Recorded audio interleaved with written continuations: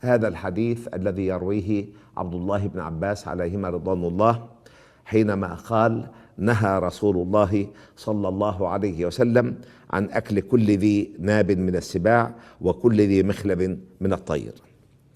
وكل ذي ناب من السباع يعني الحيوانات المفترسة المتوحشة، من أمثال الأسد، الذئب، النمر، الضبع، الكلب، القطة، التي هي الحمير التي يركبها الناس.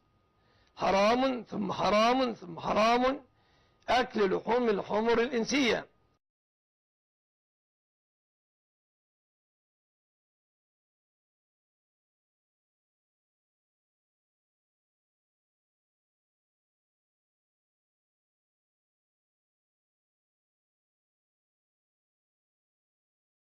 أحل لكم صيد البحر وطعامه متاعا لكم وللسيارة، وحرم عليكم صيد البر ما دمتم حرما، واتقوا الله الذي إليه تحشرون.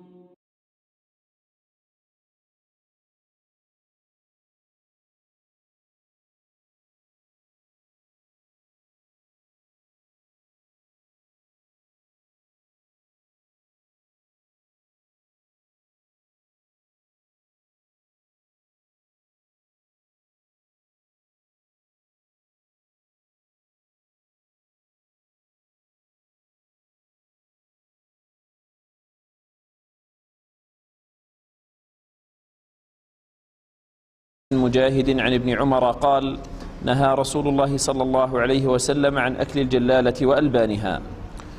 نعم، هذا الباب يقول النهي عن أكل الجلالة وألبانها. الجلالة هي التي تأكل الجلة، يعني العذرة.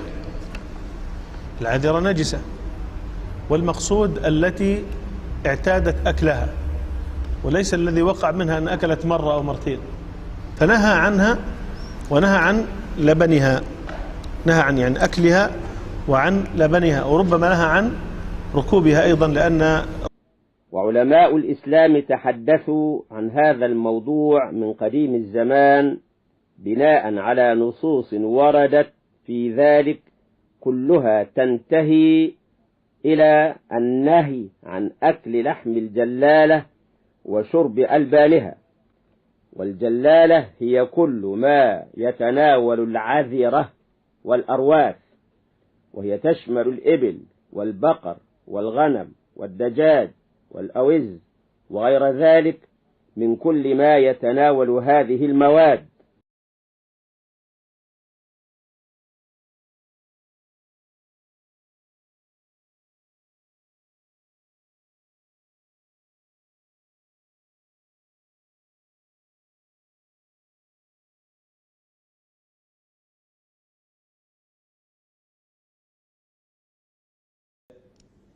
هل صحيح أن النبي صلى الله عليه وسلم لم يأكل الأرنب؟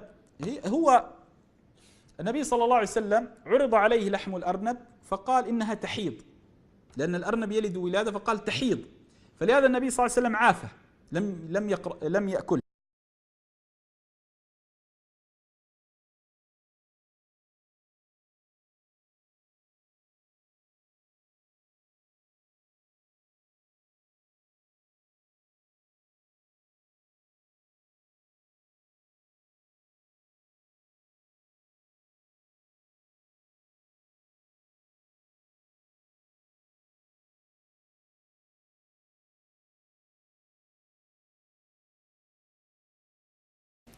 They have this pre-stomach, which is called the rumen, and if you look at the anatomy, you find the rumen, which is a large fermentation chamber, so the food that they chew, largely vegetation, enters into the rumen.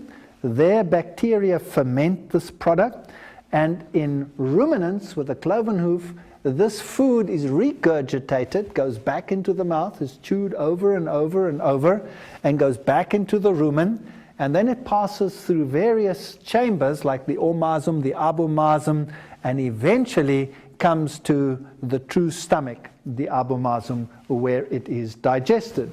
And this fermented food passes all the way through the intestine, and the rest is then defecated.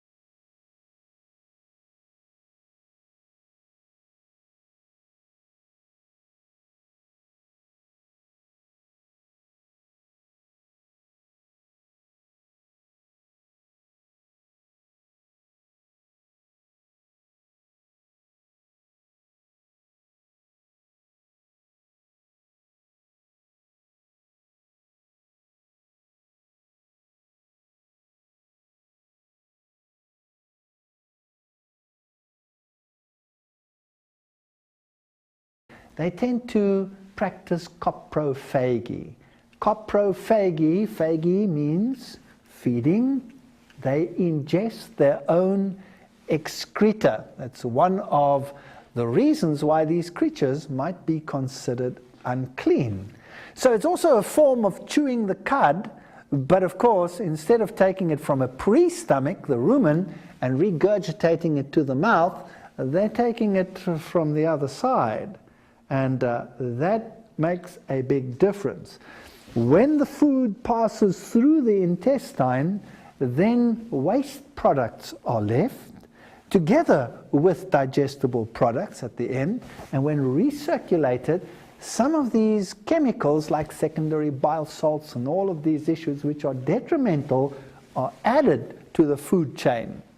So a rabbit, for example, rather than having a pre-stomach like a cow, has the fermentation taking place in the cecum, which is at the end of the intestine.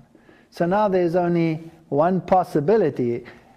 You can't put the entire intestine into reverse, so the product has to pass out of the intestine, and the rabbit produces two kinds of feces. One is the pellet form, and the other one is a soft form, which it eats directly from the anus, and thereby the bacteria and the fermentation products which make the meal complete are re-ingested.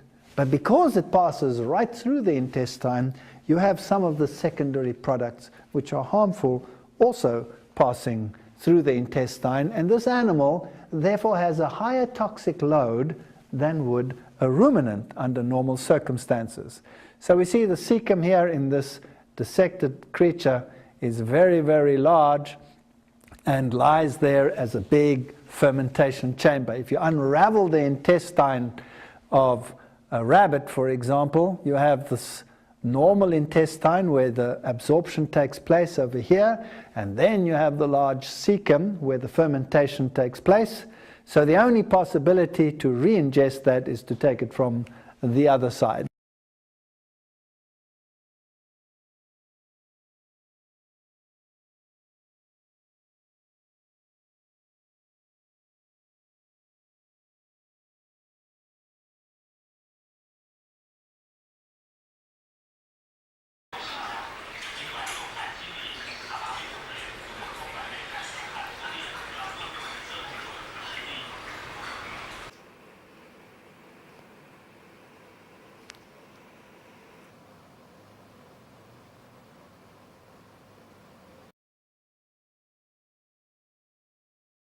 This is our rabbit, Nathan, also known as Ranger Rabbit. This is a whole plate full of cecotropes that he outputted. Let's see if he eats it all. You want this, boy? Here, boy. Let's take that out of your mouth. Here you go. Oh my gosh, he's going to town on this.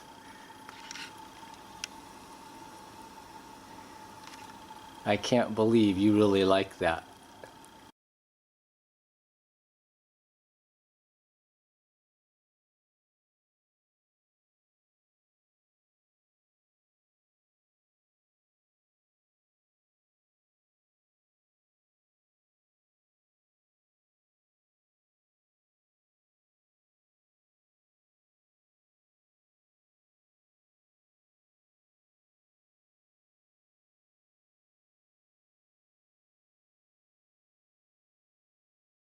يعني البعض يقول أن من حكمة تحريم أكل الخنزير أنه يأكل الروث ويأكل الأوساخ ويأكل هذه الأشياء. ماذا لو أتينا بخنزير وأبقيناه في حجرة مغلقة ولم نطعمه إلى الطعام النقي؟ أولا الخنزير حيوان نجس، حيوان قذر، حيوان رمام، يأكل الجيف ويأكل النفايات. حتى لو يعني ربيته في وسط يعني يحول بينه وبين ذلك، هو في فطرته في تكوينه يعني يأكل ما يخرج هو نفسه، يعني لا تستطيع أن تغيرها. بعض الخنازير والله أكلت روثها أمامهم، أكلت روثها أمامهم. فيعني هو حيوان بطبيعته التي فطره ربنا تبارك وتعالى عليها حيوان رمام، يعني ولا تستطيع أن تغير هذه الفطرة مهما جاهدت في تربيته تربية خاصة.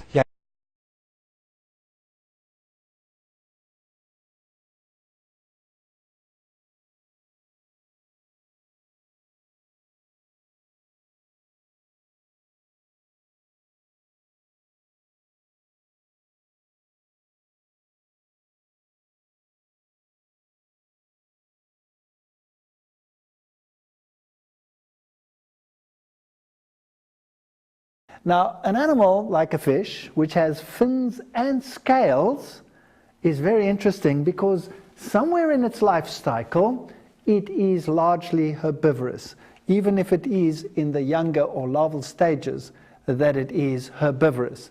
A fish is an amazing creature. It has a very high ability to detoxify itself. And of course, being situated in water, it's thermal. Eels, lampreys, catfish, all of these don't have scales. Now, where do they fit into the food chain?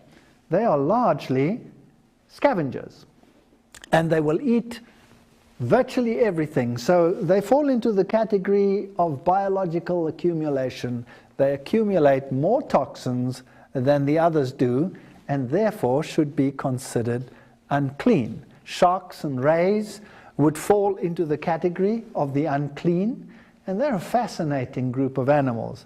Now, they live in marine environments, many of them, and when they live in the marine environment, they have a problem.